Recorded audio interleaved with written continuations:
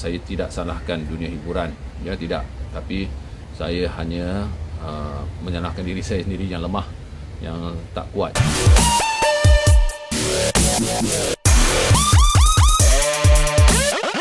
Kita cari jawapannya dalam kapsul hiburan BHTV Uppercase.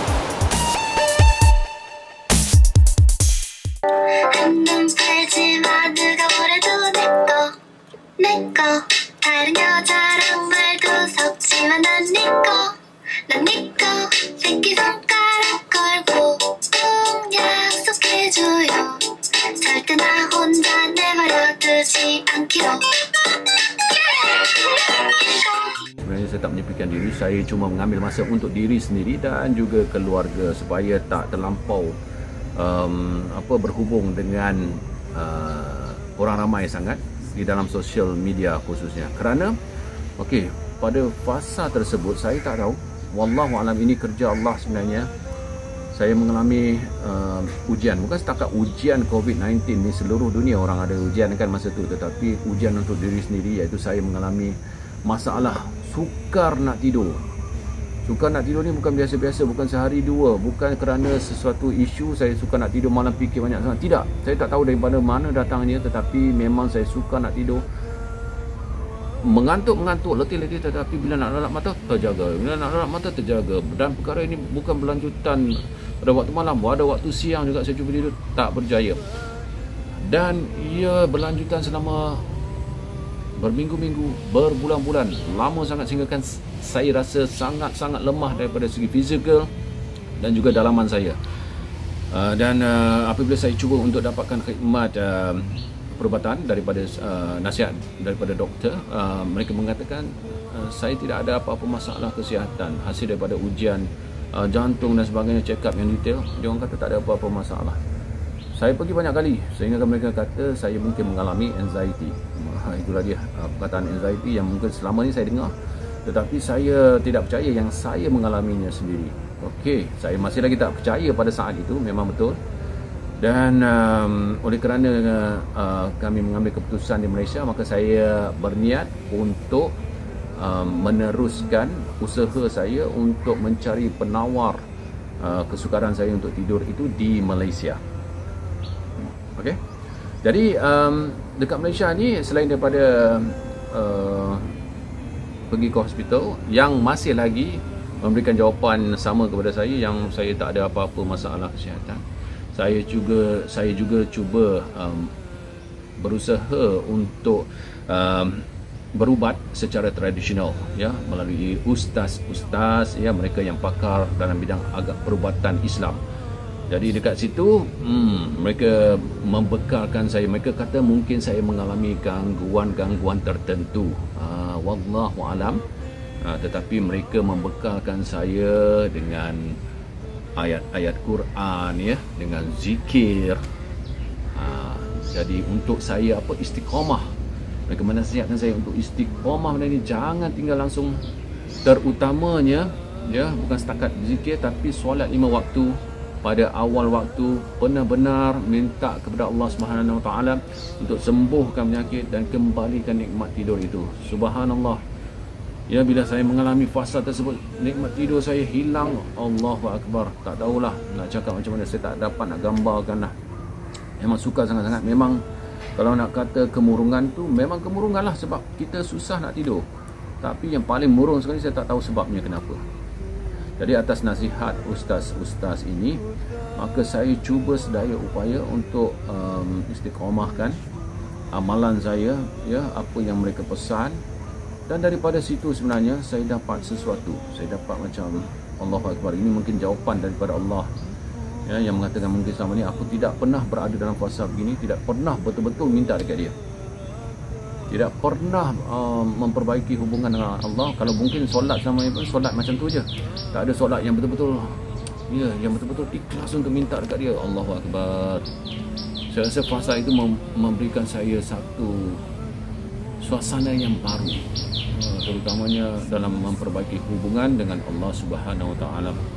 Dan saya mohon dekat Allah, ya Allah, sembuhkan aku Berikanlah aku jalan keluar, ya Allah. Tunjukkanlah aku jalan yang keluar untuk aku menjadi hamba-Mu yang lebih baik, lebih taat, insya-Allah. Aku janji, ya Allah, aku janji, ya Allah. Dan akhirnya Allah memberikan jawapan kepada saya kepada fasa seterusnya. Apabila ada rakan saya yang mengetahui masalah saya ini, mengatakan sekumpulan jemaah tabligh sedang keluar berjemaah selama 3 hari, dan kalau saya nak join, boleh join. Saya pergi ke UK untuk menyambung pengajian Masters pada tahun 2019 pada bulan Ogos. Kemudian saya masuk pengajian bulan September. Pada masa itu perjalanan Alhamdulillah semua lancar, tak ada masalah. Pengajian saya pun lancar. Tetapi pada bulan 12 ya, ketika pengajian tengah rancak, dikabarkan yang dunia mula dilanda oleh wabak COVID-19 di China masa tu. Tetapi di UK masih belum lagi teruk. Cuma bila masuk ke tahun 2020, Masya Allah, kita terima berita yang memang dekat UK ni makin lama makin mencanak. Makin lama makin mencanak naik kes. Sehinggalah bulan 3, Perdana Menteri di sana mengambil keputusan untuk lockdown. Dan ketika itu saya pun dah tak boleh meneruskan pengajian secara bersemuka. Jadi semuanya, universiti dan juga pusat pengajian di sana, sekolah-sekolah pun semua tutup habis. Dan semua duduk di rumah untuk lockdown. Masa tu Malaysia kes sangat kecil, tetapi di UK sangat tinggi. Kemudian kami mengambil keputusan untuk macam tunggu dan lihat. Sehinggalah bulan Mei, tengok kes makin naik, maka saya pun berhubung dengan keluarga saya di Malaysia. Kami berbincang dan mengambil keputusan untuk pulang semula ke tanah air dan meneruskan pengajian secara online. Itulah yang berlaku. Dan kami pulang ke Malaysia pada Julai tahun 2020. Tetapi saya sebelum ni, saya pernah berdepan dengan jemaah tabligh yang datang kepada saya. Masa tu saya lari. Memang iyalah, kebanyakan orang macam tu kan, lari daripada jemaah tabligh walaupun mereka sebenarnya nak mengajak ke masjid. Tapi kali ini saya tak boleh lari. Saya rasa macam okey, mungkin ini yang Allah nak bagi kepada aku. Saya bulatkan hati saya nekat, saya kata okey, saya kena keluar kali ini dengan jemaah. Memang ditakdirkan juga ustaz yang memimpin jemaah tersebut adalah ustaz yang saya kenal semasa saya mengerjakan ibadah umrah tahun 2015. Bila berjumpa dengan beliau, beliau menasihati saya, okey, dia mendorong saya lah ya, untuk menyertai jemaah ni. Dan abang ketepikan apa masalah itu, insya-Allah ya, Allah akan selesaikan. Sebab kita kat dalam jemaah ni, kita hanya nak membina iman kita, nak menguatkan hubungan kita dengan Allah Subhanahu Wa Taala. Dan saya keluar selama 3 hari tersebut, masya-Allah. Itulah bila berada dalam keadaan suasana yang cukup indah bagi saya. 3 hari yang saya hanya melakukan ibadah saja bersama dengan mereka. Bukan setakat ibadah biasa, tetapi Masya Allah ya, daripada celik mata ya, kita dapat rasa macam tahajud, zikir, doa yang betul-betul meminta kepada Allah. Tiada tempat bergantung selain daripada Dia. Itu yang kami lakukan ya. Dan dengar pula tu tazkirah daripada mereka yang berpengalaman, yang juga mempunyai pengalaman lain. Subhanallah. Allah, saya rasa itulah detik yang membuka pintu hati saya untuk, orang kata, berhijrah. Kalau nak kata berhijrah secara total, hijrah itu bukan satu perkataan yang tepat, tetapi berubah kepada fasa yang lebih baik. Dan saya bila saya keluar, setiap kali saya keluar dengan mereka, saya akan balik ke rumah, saya akan cerita kepada isteri dan anak-anak saya tentang apa yang saya dapat. Keluar kali kedua, ketiga, saya akan dapat benda-benda yang berlainan daripada jemaah, saya akan balik cerita. Dan daripada situ saya dapat lihat bagaimana sebenarnya Allah membimbing bukan saja saya, tetapi anak-anak dan isteri saya yang kemudiannya mereka juga mengamalkan apa yang saya kongsikan dengan mereka. Bagi saya lah kan, Kita ni semua hamba Allah yang sama saja, selebriti ataupun tidak. Jadi once sekali saya dah masuk dalam bidang yang dikenali oleh orang ramai itu, saya rasa selama-lamanya kita akan dicop juga sebagai seorang selebriti. Jadi saya tak boleh kata yang saya akan meninggalkan dunia selebriti ini, tidak, ya. Tetapi apa yang saya boleh lakukan adalah mengubah suasana, mengubah pendekatan saya dalam bidang tersebut, ya, kepada sesuatu yang lebih Islamik, sesuatu yang mendekatkan diri kepada agama. Dan harapan saya, insya-Allah dengan izin Allah, dengan kuasa Allah, supaya kita dapat memberikan dorongan kepada lebih ramai lagi, ya, untuk berubah, ya, untuk berubah. Bukan bermakna kita nak memperbaiki orang, tetapi kita nak memperbaiki diri kita. Tetapi dalam masa yang sama, kita harapkan apabila kita ramai orang kenal dan sebagainya, ia akan memberikan kelebihan, ya, untuk kita berkongsi kebaikan dan membuatkan lebih ramai lagi terinspirasi untuk membuat perubahan yang sama dalam kehidupan. Yang paling penting sekali adalah perubahan yang mendapat keredaan Allah Subhanahu Wa Taala. Saya janji kepada diri saya, ya, kepada mak ayah saya, kepada Allah Subhanahu Wa Taala juga, yang selepas ini apa-apa yang saya akan lakukan, termasuklah dalam soal mencari rezeki, saya akan fokuskan kepada perkara-perkara yang berkaitan dengan agama, ya. Jadi saya nak ubah suasana saya. Mungkin dulu saya banyak dalam bidang hiburan, tapi sekarang saya nak ubah suasana tersebut, ya. Tapi saya perlu bagi tahu dekat sini yang saya tidak salahkan dunia hiburan, ya, tidak. Tapi saya hanya menyalahkan diri saya sendiri yang lemah, yang tak kuat. Jadi dalam keadaan saya nak mengubah suasana ni, diri saya masih lemah, iman saya masih lemah. Jadi suasana itu memainkan peranan penting untuk saya. Jadi saya nak melakukan apa-apa saja selepas ini dalam ruang lingkup agama. Ya, dan saya nak bersama dengan mereka yang dapat menasihati saya daripada segi agama. Ya, alhamdulillah. Kemudian hubungan saya dengan jemaah, dengan ustaz-ustaz cukup baik. Mereka menyokong saya, alhamdulillah.